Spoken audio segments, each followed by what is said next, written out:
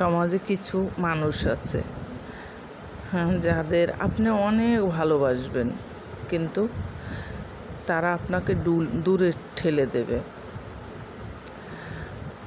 আপনি কারোর সাথে কথা বলতেছেন, আপনার কথা গুরুত্ব দিচ্ছে না, আপনাকে এড়িয়ে চলছে, তাহলে ভাববেন সে আপনাকে পছন্দ করছে না।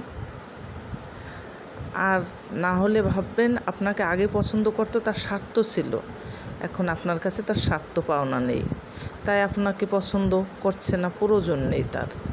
এক কথায়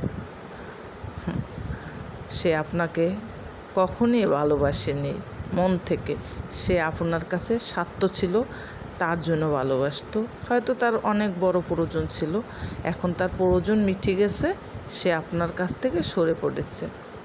তাহলে এই মানুষগুলোকে এড়িয়ে চলবেন। ফের আপনার কাছে প্রয়োজন হলে আসতেই পারে, কিন্তু আপনি এড়িয়ে চলবেন। এরা ধোঁকা দিতেও দ্বিধাবোধ করবে না, এরা যে কোনো সময় আপনাকে ফাঁসাতে পারবে, এরা যে কোনো সময় আপনাকে কষ্ট দিতে পারবে। কেন? এদের কষ্ট কিনতে তো টাকা লাগে না, একজনারে কথা দিয়েই দেয়।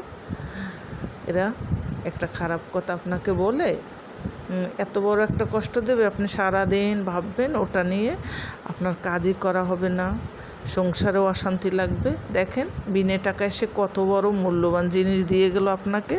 তাই এদের কাছ থেকে আপনি এড়িয়ে থাকবেন।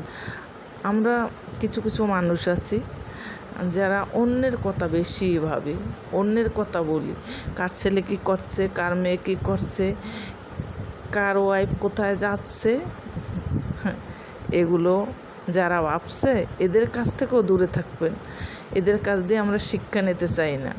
আমরা কি করব? ওগুলো একটা না একটা হলেও আমরা শুনবো, তাহলে আমরাও শিখে গেলাম অন্যের কটূক্তি করা, অন্যের খারাপ কিছু বলা।